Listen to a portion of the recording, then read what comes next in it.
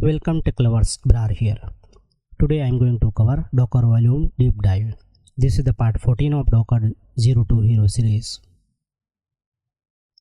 Docker volume is most important component of Docker which persists container data to work with production environment such as database and other stateful application. It is used to decoupling the data from Docker container, and also it is used for sharing the data among the multiple Docker containers. We will see use case of Docker volumes in this video. DevOps in Action channel is more focused on DevOps in easy way. You always found complexity in simplicity here. Each video guide is available in video's description. Here will be only action as channel name is DevOps in Action. So let's jump to the lab without any delay. On the channel, just open GitHub repo link and open Docker 0 to Hero series, and here is the day 14. But before day 14 I want to recap Docker day 13, right? So without volume, how you can lose your data, right? This is the things, but I want to explain this one. So let's go in the day 14 and okay, so let me share another screen. Here you can see when you set up your Docker, let's say if you have Windows, Linux, you have machine, and after that you did the setup of Docker, right? When you set up the Docker, after that you will pull the image, and image have read only layers. You can see here multiple read only layers based on the image and its size. We will see image layer in the Docker file when we see during the Docker image create. When you create a container from the images, then it will extract the same layers, and top of that it will add a additional layer, and this additional layer is writable layers. Rest of the layers is read only layers, right? When you delete this container, this data is inside your container and it will be deleted during your deletion, or you can say termination, right? To persist this data, we need a volume, or we need to map to the host. For this we are going to see Docker volumes and its type. Basically Docker volume, what it does, it create a volume on the Linux host machine on this path using storage driver of Docker, which is overlay to by default in Linux, and in this path based on your volume, let's say if you are using named volume or anonymous volume, it will create on this path. And when you create Docker container and you point your volume to /srv, in that case it will map this to this srv.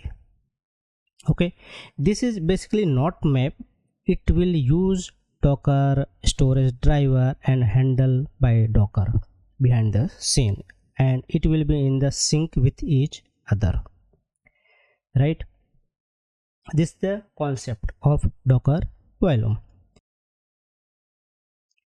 When you delete the container, Docker container, in that case the data will be still in the volumes, because volumes is on the Docker's path, right? So let's start the demo. Here I added documentation for you.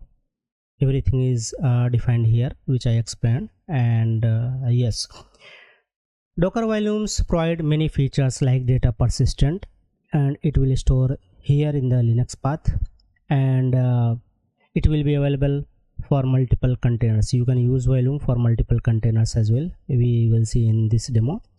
Managed by Docker. This is this volume is managed by Docker because it's use Docker driver behind the scene and store on this path, right? And decouple the data and containers. So when you delete the container, when you terminate the container and recreate and attach the same volumes, so you will get again the same data. In the performance, yes, it's provide the optimized for container use because it's use storage driver. It's not dependent on the host machine. Also there are multiple types of drivers available, so you can use. Here is the command and flags used by the Docker volume. Either you can use -v, either --volume.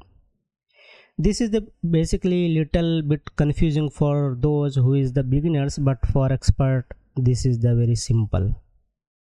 And what it does, -v and -- volume, simply these things also do the same thing, right? -- mount do the same thing, but again here it's provide a more and more options, so you can define explicit and clarity, right?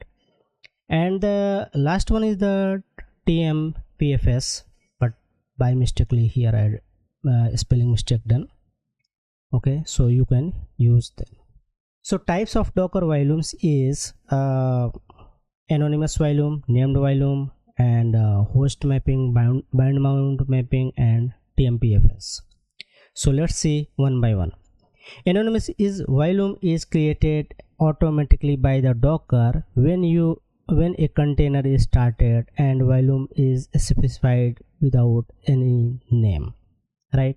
Let's say when you create Docker volume and don't provide any name, in that case it will create an anonymous volume. Otherwise, if you are going to create any container and you not passed volume, then in that case also it will create anonymous volume on the path here, in this path. So let's see demo.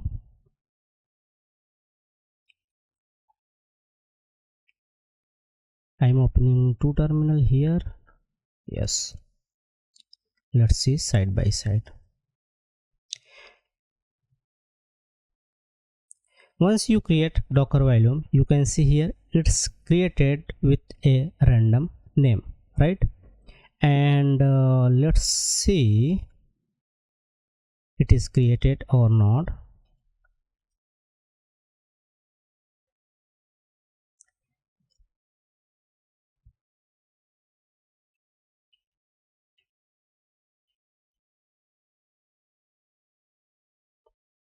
You can see here multiple volume is there. One I think it's created before, so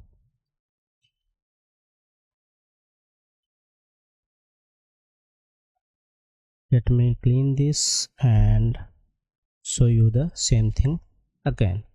So I'm going to create and I want to list. Okay, here you can see one random volume is available on the path here, Docker varlib, Docker and volumes. Same thing when you create Docker run and you want to create a container, but you are not passed any volume. In that case again it will create the random volume. You can see here container is running, and when you go in the file system and check again, you can see here before that 2b3 was there. Now it's created the new one 56fa, right? So anonymous volume is the volume when you don't provide any name. In that case Docker automatically create its behalf of you. Also you can check the same volume ls using ls command. You can see here both volume is there, right? So let's clean this.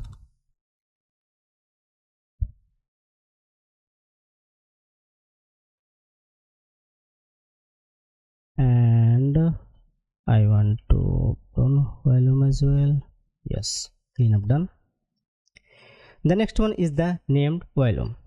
Again, named volume is the similar anonymous volume, but again you pass a proper name for your environment.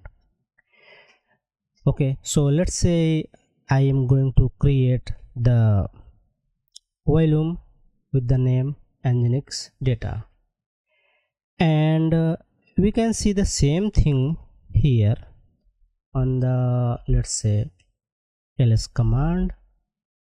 You can see here Nginx data is available there, and either you can use docker volume ls command for the same, right? That will be there. One more thing here I want to show you that you can create volume Nginx data with the -v or -- volume. Even we can use mount command to create the volume, right? So let's see this one. I'm started the container with the volume Nginx data and shared it in this path, right? You can either use the another command using -- volume and point the same volume inside the container on the same path, right? So before that, let's see, volume is there. Yes, volume is there, and docker ps to c docker, this is up and running, right? So once you terminate this one, let me create first one any file in this container. Okay, this is all fine. So I need to use sh command, right? cd, and I need to go here. You can see here index html file there. I don't think so curl will be there, but let's see.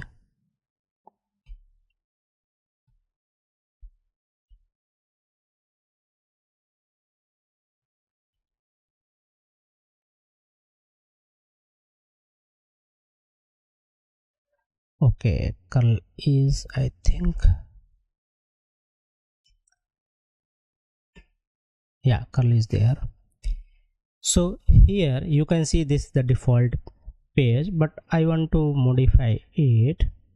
So echo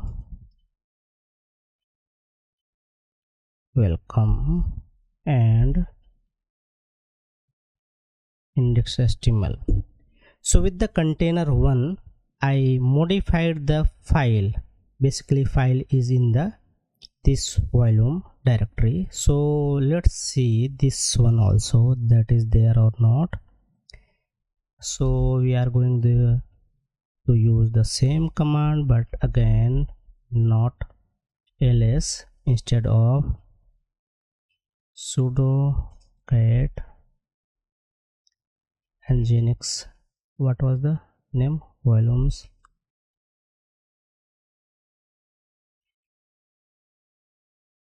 Okay,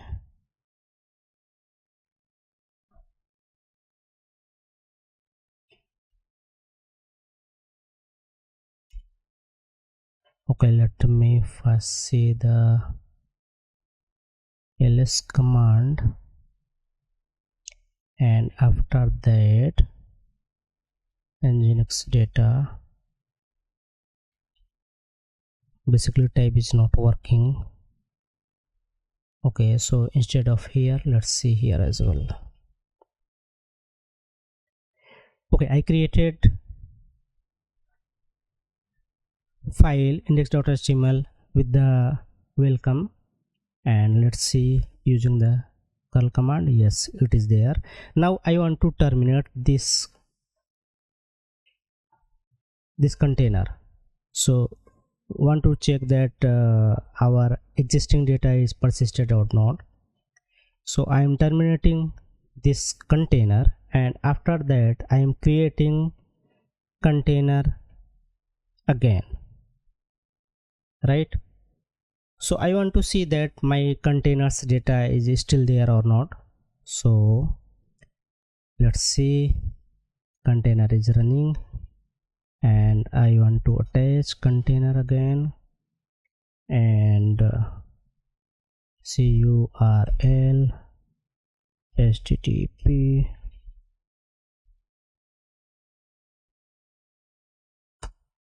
you can see here in previous container I created, or you can say updated, index.html file, and after that container's termination I created new container with the same volume here, and now I'm able to see that my data is still there. So this is the important options of Docker volumes. You can do the same thing in either named volume, either in the anonymous volumes, right? So we finally completed the demo of Docker volumes. The next one is, let me clean this first. The next one is the Docker host volume. Basically this someone called is mapped volume, or someone called host volume. This is the simple form of bind mount, right? So this one and this one is the same, but this is the basically some different. That's the reason I separated it. Host bind mount involve mounting a specific directory or file from the host machine into your container. This is the very simple thing, nothing else, right? Changes made in the container affect the host file system and vice versa. So when you change in the container, it will be reflected on the host. When you change in the host file, then it will be reflected in the container. It will map the directly on the host to container, and great share for between host and container. And one more thing here, this is the very important, that it can be relative or absolute path. It support both relative and absolute, but bind mount always support only absolute path. Here you can see. So you cannot use relative path in the bind mount. You can use -v or -- volume, doesn't matter. You can use -- mount as well here, so doesn't matter for us. So let's see demo of it. I am pointing my .data folder. Dot means my current working directory, and after that /data, and I want to share this in the Nginx Alpine. Also open the port 8080 so let's see. Yes, and let's check the existing content of the index.html. Here you can see welcome to DevOps In Action already written. So my VM IP is 192.168.1.210. so let's check this. You can see here it is reflecting properly, right? You can use either curl command to see that is working fine or not. The output will be same. Again I'm going to change a little bit on the host side. So when you change from the host side, you can see here it will be reflected on the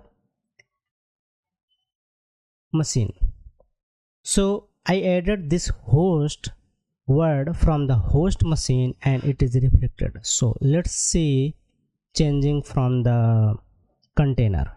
When you go inside container and go on the same path, what was the path here, right? So go on the same path, cd, and echo. Here we can adding added from container, right? Now let's see what happened here. You can change data either from the host, either from the container, vice versa. It supports the both type of changes, right? The next one is the bind mount. Okay, so bind mount basically do the same thing. This is a form of bind mount and this is the bind mount. So it is do the same thing, but here you need to define everything explicitly, right? You need to define each and everything. And one more thing here, source you need to define as absolute path and destination is always absolute path. So this is the similar to mapped host volume, nothing else. So let me clean the terminal and let's start this one. Again I am creating, okay, here port 8080, so I am cleaning. Okay, everything neat and clean.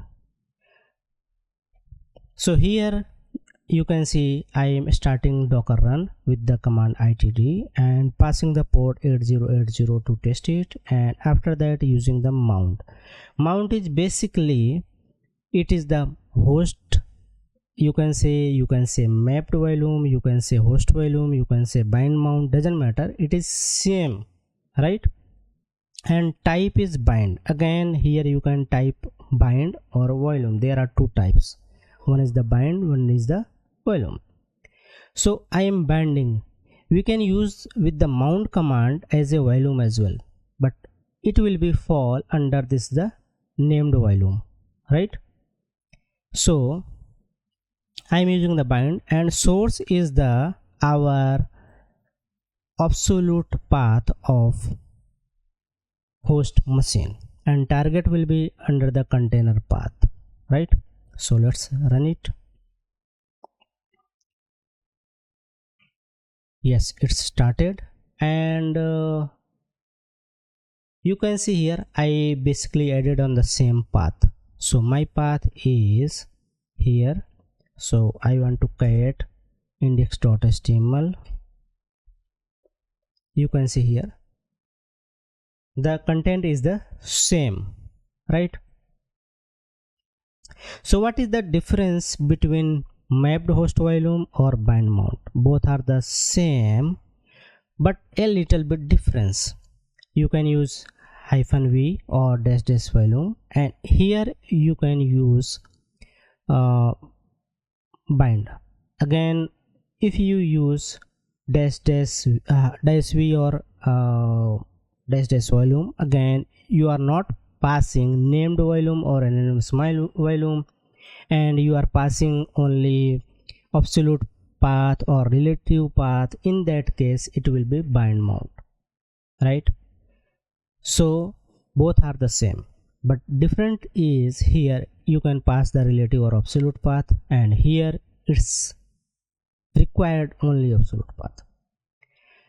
And it's don't provide a much more options to do the production related things, but yes, you can if not required, then you can use it.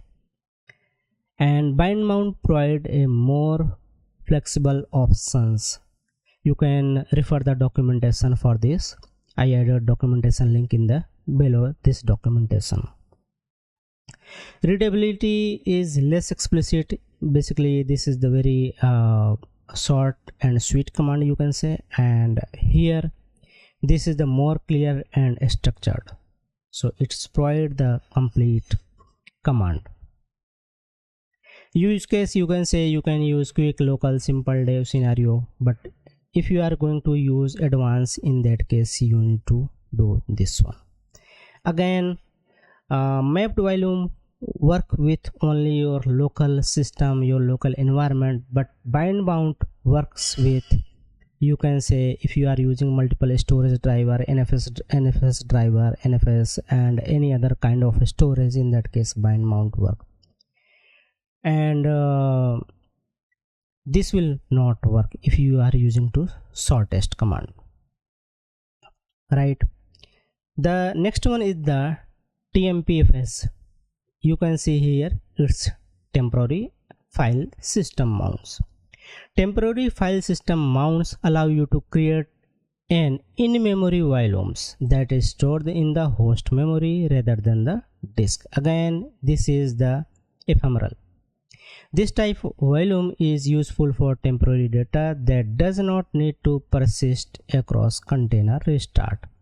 Basically, this kind of scenario we can use in production environment for processing any data. Let's say if you are going to process any data and you don't want to store it, in that case you can use it, right? Simplest thing is store data in the host memory, and data does not persist after container stop. Even after container stop, it does not persist. Restart is the different. Okay, high performance, it is ideal for fast temporary data storage, very good for data processing, right? tmpfs mount docker map directly to tmpfs in Linux kernel. So basically it is temporary data may be written in the swap file or any if you don't have a swap file, in that case it will use memory. So let's see the demo. Okay, let me clear the screen. Okay, one container is there. Okay, I want to clean this one. Okay, either you can use this one, very simplest tmpfs mounting on the app, or you can just follow the documentation and add more and more your based on your requirement, right? So here I am passing the mount command and type is tmpfs and destination is our user share nginx html. Here you should note that our source is not there. Source is by default is host memory, so no need to define source here. You need to only define the destination here, right? And you can also pass the tmpfs size and its permission kind of things. So let's start this one. Okay, here one more add command added, so let's run this one. Okay, it's started. How you can identify that your container is running of which kind of you can say volume? In that case you can find out using this command. Docker inspect and pass the container name and format is JSON and find out the mounts JSON path. In that case you can see the type is tmpfs, right? So only these kinds of volumes used by the Docker. So either you can use anonymous volume, named volume, mapped or host volume. Again, this is the not different. This is the bind mount, but a simple form. You can use the bind mount explicit format, and the next one is the tmpfs. So here I added 5, but it's exactly 4, not 5. Okay, so how you can create volume? It is very simple, we already see, and we can create anonymous volume using this, right? We already saw, but again let's do the same thing. Volume created, and we created volume with the name data volume, and we want to create anonymous volume. You can see anonymous volume created with the anonymous volume, and data volume created with the name of data volume. This is the named volume, this is the anonymous volume, right? And you can ls using docker volume ls. Here you can see data volume is there, anonymous volume is there, and this one is the previous one which we did demo, right? You can filter volumes. Let's say if you have more than 100, 1000, in that case you need to filter. So I'm looking for the data word keyword, you can see here. So just find out the data using volume ls and add a filter here and name equal to data. So where data keywords match, it will be on the output. Here you can see the data volume is there, also one volume is with the name of nginx data, both are here. You can inspect volume, so you can find out the information about your volume where it is. So here you can see the volume is on the data volumes and the data, right? And storage driver you can see here, it is local by default, right? You can remove your volumes using the volume rm command and pass the name of volume which you want to delete. So let's see, I want to delete another one also. I want to delete nginx one also, and I want to delete shared volume also.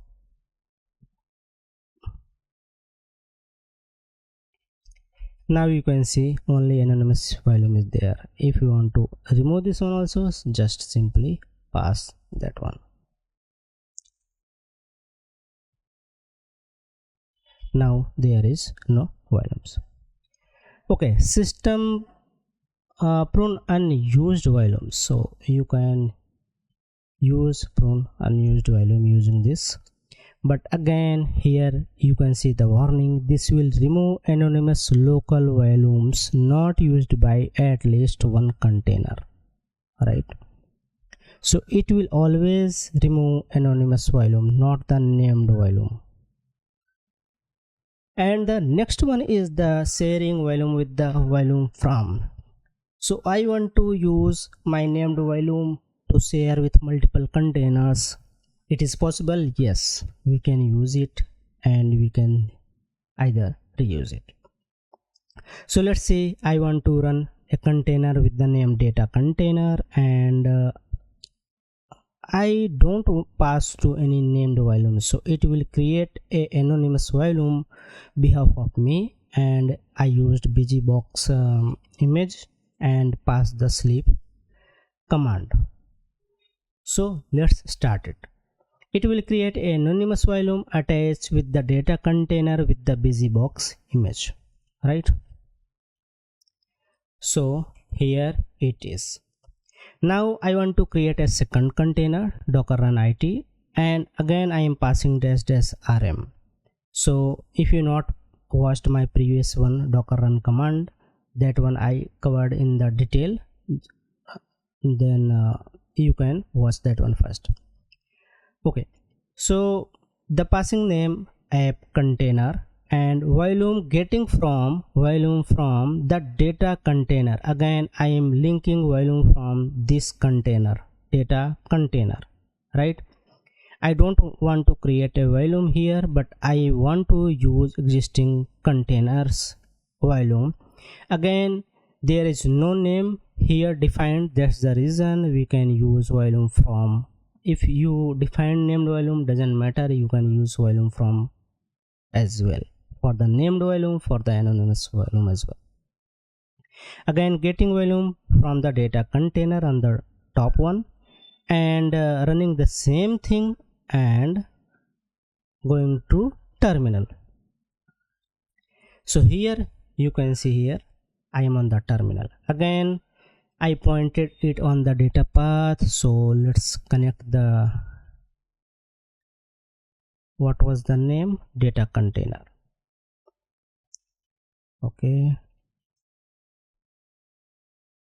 Okay, basically this is the sh, so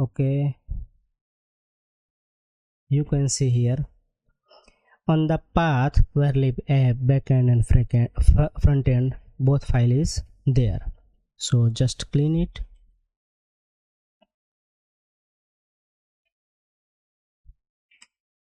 Right.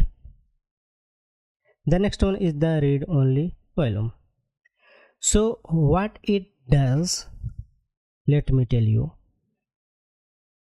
Here it is starting with the dash rm and providing the name reader, and it's getting volume from the backend container and passing it as a read only, right?